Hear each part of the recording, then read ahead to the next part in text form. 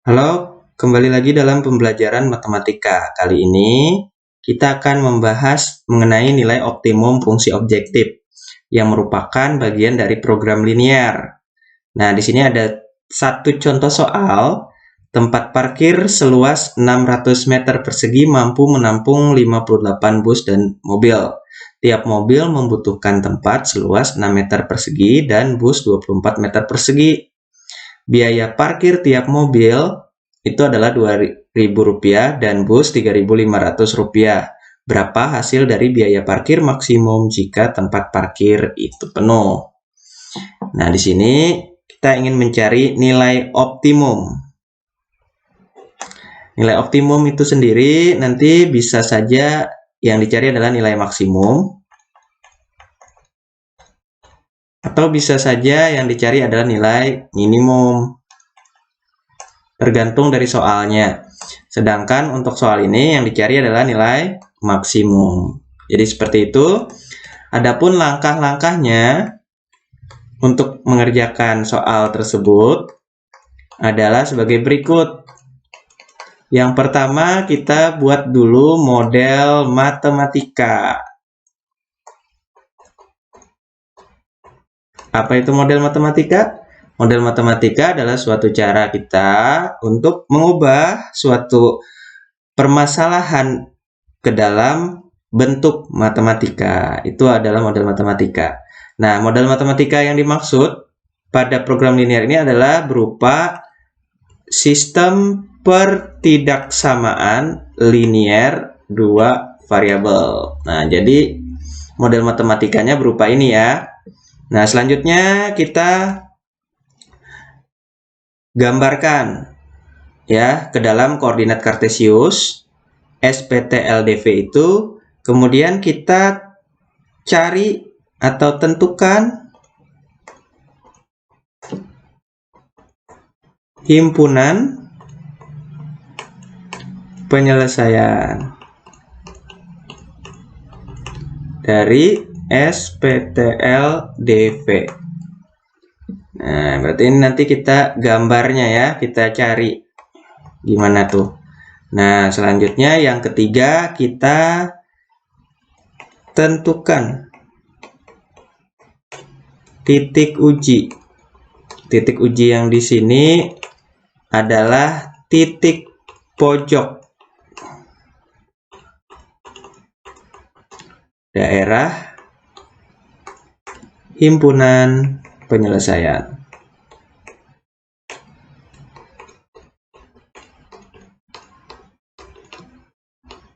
Nah, dan yang keempat kita cari terakhir nilai optimum. Nah, apa yang ditanyakan? Apakah dia maksimum atau minimum tadi? Oke, lanjut. Yang pertama, kita buat dulu model matematikanya ya. Nah, di sini kita perhatikan ada beberapa kalimat di sini. Tempat parkir seluas 600 meter persegi. Kemudian menampung 58 bus dan mobil. Nah, gimana tuh? Jadi, misalkan di sini adalah mobil ya. Kita misalkan X mobilnya, banyaknya mobil, kemudian bus, banyaknya bus, kita misalkan Y. Nah, setelah itu kita lihat tadi pertama lahannya dulu, lahan parkirnya seperti apa. Nah, lahan parkirnya kan tadi maksimal itu bisa menampung, bukan maksimal bisa menampung ya, tetapi luasnya itu adalah 600 meter persegi, gitu kan. Kemudian antara bus dan mobil tadi hanya bisa maksimal bisa masuk ke dalam lahan parkir itu adalah 58. Jadi kita masih tidak tahu ya berapa banyak mobil dan berapa banyak bus. Nah, 58 gitu. Maka di sini ini disebut daya tampung. Daya tampungnya, daya tampung mobil maupun bus. Oke, sudah. Selanjutnya di sini biaya parkir. Oke, biaya parkir. Tuliskan biaya parkir. Untuk mobil tadi adalah 2.000 ya. Dan untuk bus adalah 3.000. Nah, ini saya tuliskan satu. Kenapa demikian? Karena nanti kita ubah ya. Di sini kan 1X, di sini 1Y gitu. Nah, lahan parkirnya tadi untuk mobil 60, untuk bus 240. Itu ya. Ini sebaiknya tidak usah saya tuliskan satuannya. Nah, selanjutnya karena tadi kita misalkan ya kan mobil X, bus itu adalah Y, maka kalau dari lahan parkir kita bisa tuliskan seperti ini. 60X itu ya ditambah 240Y. Nah, kemudian tanda dari ketak samaannya adalah kurang dari sama dengan, karena lahan parkirnya hanya 600 meter persegi tadi. Kalau kita ingin memarkir, maka tidak boleh dari 600 meter persegi itu luasnya ya. Oke, kemudian daya tampungnya. Nah, di sini berarti kan 1X ditambah 1Y. Kurang dari sama dengan 58. Nah, atau X tambah Y gitu saja nggak masalah ya. X tambah Y kurang dari sama dengan 58. Kenapa demikian? Karena si X dan si Y ini ketika ditambahkan jumlahnya itu kan tadi maksimal 58. Berarti harus kurang dari 58 atau sama dengan 58 gitu ya. Dan biaya parkirnya adalah 2.000 X ditambah 3.000 Y gitu. X dan Y itu apa sih? X dan Y itu adalah banyaknya mobil dan banyaknya bus gitu ya. Oke, jadi kalau kita buat ke dalam pertidaksamaan, jadi 60X ditambah 240Y kurang dari sama dengan 600. Nah, ini bisa kita sederhanakan, sama-sama kita bagi dengan 60 semuanya ya. Maka menjadi X ditambah 4Y kurang dari sama dengan 100 gitu. Nah, selanjutnya yang kedua, ini 1X tambah 1Y kurang dari sama dengan 58. Dapat ditulis X tambah Y kurang sama dengan 58. Oke, kemudian X lebih dari 0, Y lebih dari 0. Kenapa demikian? Karena banyaknya mobil itu kan, ataupun banyaknya bis itu tidak mungkin negatif, ya. Maka di sini kita tuliskan seperti ini. Ya, 0. 0 itu artinya tidak ada mobil, ya kan? Kalau X-nya 0, Y-nya 0 artinya tidak ada bus, itu kan? Nah, atau lebih dari 0 gitu. Nah, inilah model matematikanya gitu. Ini model matematikanya baru kita dapatkan, yaitu bentuk pertidaksamaan. Oke, langkah pertama sudah oke ya. Nah, selanjutnya kita masuk ke langkah kedua, tentukan himpunan penyelesaian. Nah, caranya kita gambarkan terlebih dahulu. Ya, bentuknya seperti ini, oke? Yang pertama, X tambah 4Y. Nah, kita cari titik potong terhadap sumbu X dan terhadap sumbu Y. Maka, X tambah 4Y yang awalnya seperti ini, kita buat menjadi persamaan. Nah, jadi sama dengan 100. Gitu ya. Kemudian kita buat tabel. Nah, tabel apa tuh tabelnya? Nah, tabelnya seperti ini. Ada X, ada Y, ada X, Y. Gitu kan. Kemudian di sini X-nya 0, di sini Y-nya 0. Gitu. Nah, kalau X-nya 0, maka gantilah setiap nilai X dengan 0 ke persamaan ini. Maka, kalau X-nya sama dengan 0, maka 0 ditambah 4, Y sama dengan 100. 4Y sama dengan 100. Y sama dengan 100 dibagi 4 ya kan? Sama dengan 25. Jadi di sini 25. Nah, sedangkan kalau Y-nya sama dengan 0, maka di sini berarti X ditambah 4 dikali 0 sama dengan 100. X sama dengan 100. Karena 4 dikali 0 kan 0. Itu ya. Nih. Nah, sehingga di sini kita dapat tuliskan 0,25 dan 100,0. Nah, itulah titik potong terhadap sumbu X dan terhadap sumbu Y.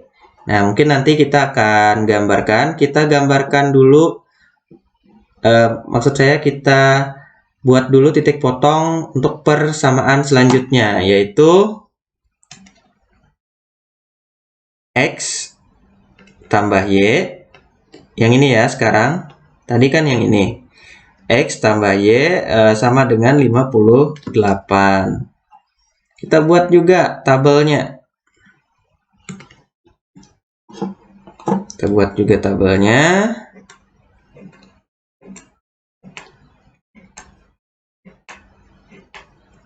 Nah, X ini Y, ini X, Y gitu kan. Kemudian di sini 0, sini 0. Oke. Lanjut.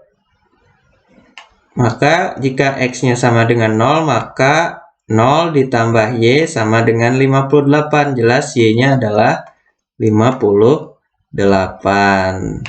Sedangkan untuk Y-nya 0, maka di sini X ditambah 0 sama dengan 58, maka X sama dengan 58. Jadi titik potongnya adalah 0,58 dan 58,0. Nah, seperti itu ya. Oke. Kita lanjutkan. Nah, X lebih dari sama dengan 0, Y lebih dari sama dengan 0. Nanti kita buat gambarnya. Oke. Lanjut. Kita sekarang gambarkan. Ayo, kita gambarkan. Nah, kita gambarkan.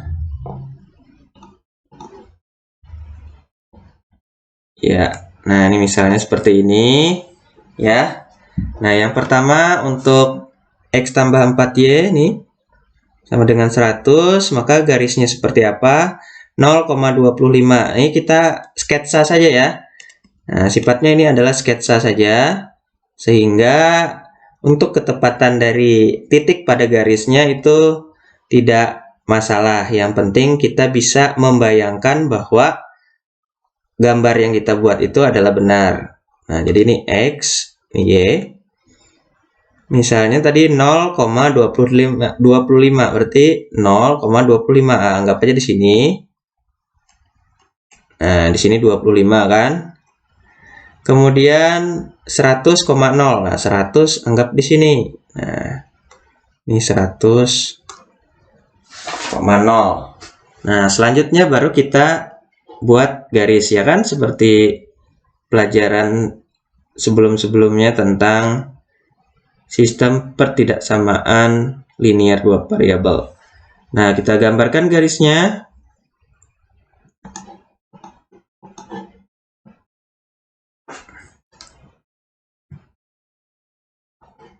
Oke.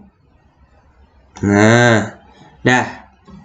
Garisnya seperti ini. Garisnya garis yang lurus ya, karena ini tandanya kan kurang dari sama dengan, ada garis di bawahnya nih. Kalau tidak ada garis, maka garis yang di sini adalah garis putus-putus gitu. Nah, kemudian kan sudah tahu ya, kalau di sini kita uji titik. Kalau misalnya kita lihat di sini titik ujinya adalah 0. Ya, masukkan ke pertidaksamaan di sini 0 untuk X dan 0 untuk Y. Maka 0 ditambah 0, 0.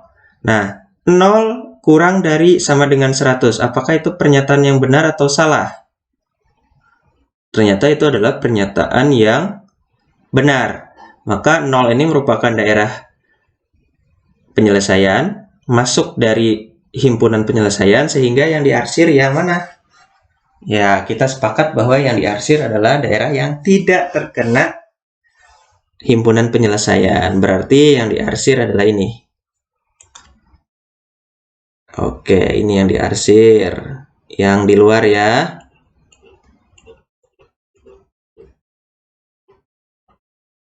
Nah, kita dapatkan seperti itu. Selanjutnya 0,58. Nah, 0,58 posisinya di mana nih? Nah, 25 di sini, 58 di sini aja ya. 58. Selanjutnya 58,0, 58,0 di sini aja. Nah, kita buat garis lagi. Kita buat garis lagi.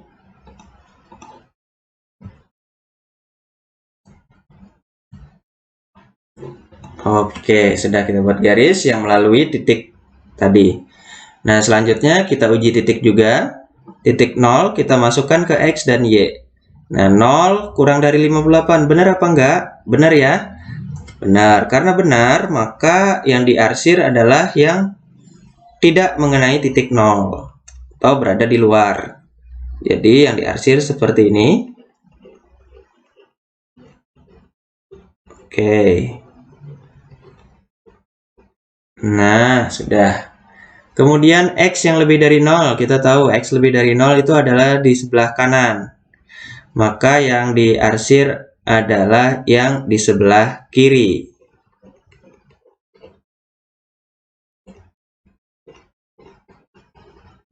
Oke, dan untuk Y yang lebih dari 0 harusnya di atas, maka yang diarsir adalah yang di bawah. Oke. Nah, kita dapatkan daerah himpunan penyelesaiannya. Yang mana? Ini kan ya? Nah, inilah HP. Himpunan penyelesaian. Oke, langkah kedua sudah beres. Nah, selanjutnya tentukan titik uji, yaitu titik pojok daerah himpunan penyelesaian. Maka yang manakah yang merupakan titik ujinya? Nah, berarti titik ujinya adalah sebagai berikut. Nih. Titik ujinya adalah ini. 1. Nah, lagi 2, ya kan? Lagi 3, 4. Nah, ada 4 titik ujinya. Gitu. Nah, titiknya apa saja? Nih 0 ya. 0. Berarti 0 ini kan 0,0. Nah, kalau 58 tadi adalah 58,0 ya kan? Kalau yang 25 ini, nah berarti 0,25. Nah, yang di sini gimana? Nah, ini masih tanda tanya. Artinya kita masih belum tahu titik potong antara dua garis ini. Nah, maka kita cari terlebih dahulu. Gimana caranya? Caranya kita ambil yang 2 pertidaksamaan ini. Kita jadikan persamaan, kemudian kita lakukan eliminasi gitu. Jadi kita tuliskan X ditambah 4Y sama dengan 100. Kemudian X ditambah Y sama dengan 58. Nah, yang ini yang kita eliminasi. Kita kurangkan, maka 3Y sama dengan 42, maka Y-nya sama dengan 42 dibagi 3 sama dengan 14. Tuh, sedangkan untuk X-nya tinggal kita masukkan si Y sama dengan 14 ini ke salah satu persamaan. Maka kita masukkan ke persamaan ini, X ditambah Y-nya kita ganti dengan 14 sama dengan 58. Maka X sama dengan 58 kurang 14. X sama dengan berapa? Ayo, 44. Nah, kita dapatkan X dan Y-nya. Maka, kalau kita tuliskan, X, Y-nya itu adalah 44,14. Nah, kita dapatkan sudah ya di sini. Ini adalah 44,14. Kita dapatkan semua titik-titik uji. Nah, baru yang terakhir adalah kita cari nilai optimum dengan memasukkan titik uji ini ke fungsi objektif. Nah, yang mana nih fungsi objektif? Ternyata fungsi objektifnya ya sesuai dengan judul tadi, fungsi objektif. Yang mana tuh? Fungsi objektifnya adalah biaya parkir ini. Karena kita ingin mencari berapakah tadi pendapatan maksimum ya kan dari parkir tersebut. Jadi kita tuliskan ini menjadi f x, y sama dengan 2000x ditambah 3000y. Nah, inilah yang disebut sebagai fungsi objektif. Ya, ini dia fungsi objektifnya. Gitu. Nah, berarti tadi kita tuliskan f x, y sama dengan 2000x ditambah 3500y. Nah, kita masukkan titik-titiknya apa saja. Nah, titiknya ada 0,0 ya kan tadi. Kemudian ada titik berapa tadi? Titik pojoknya lihat. 58,0 ya. 58,0. Kemudian ada lagi tadi. Berapa? Nih, 0,25 ya. 0,25 dan satu lagi. Berapa tadi yang barusan kita dapatkan? Titik potongnya 44,14. Nah, kita dapatkan itu. Oke, kita masukkan semuanya. Nah, yang mulai dari 0. Ini kan jelas 0 tambah 0 hasilnya 0. Tuh ya. Kemudian yang ini gimana nih? 2000 X-nya kita ganti dengan 58. Ditambah, nah ini berapa nih? 3500. Y-nya berapa? 0. Berarti tambah 0. Nah, hasilnya adalah 116.000. Nah, kemudian kalau yang 0,25 berarti 0-nya kita ganti ke X, berarti 0 kali 2000, 0 ya, ditambah 3500. Nah, Y-nya adalah 25. Ini berapa nih? Kalau kita kalikan, hasilnya adalah 800, bukan 800 ya, 87.500 gitu ya. Oke. Selanjutnya untuk yang ketiga, nih yang keempat maksudnya yang terakhir 44,14 berarti 2000x kita ganti dengan 44 ditambah 3500 y-nya adalah 14. Nah, sama dengan kita hitung seperti biasa. Berarti di situ adalah 88.000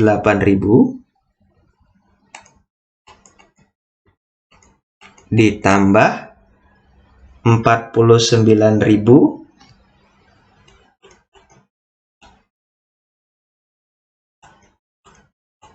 Nah, Sehingga hasilnya berapa nih? Hasilnya adalah 137.000. Gitu kan? Nah, kita dapatkan ini yang paling besar, yang maksimum, ya kan?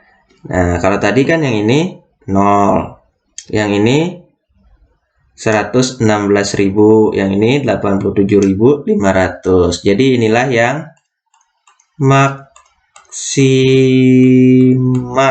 gitu ya, atau maksimum. Nah, maksimum gitu. Jadi kalau tadi pertanyaannya berapa hasil dari biaya parkir maksimum jika tempat parkir penuh? Jadi jawabannya adalah ini ya, Rp 137.000. Nah, gini.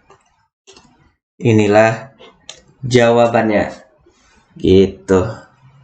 Oke, mungkin langkahnya lumayan panjang, tapi saya yakin kalian akan bisa dengan mengerjakan nanti latihan-latihan soal gitu ya.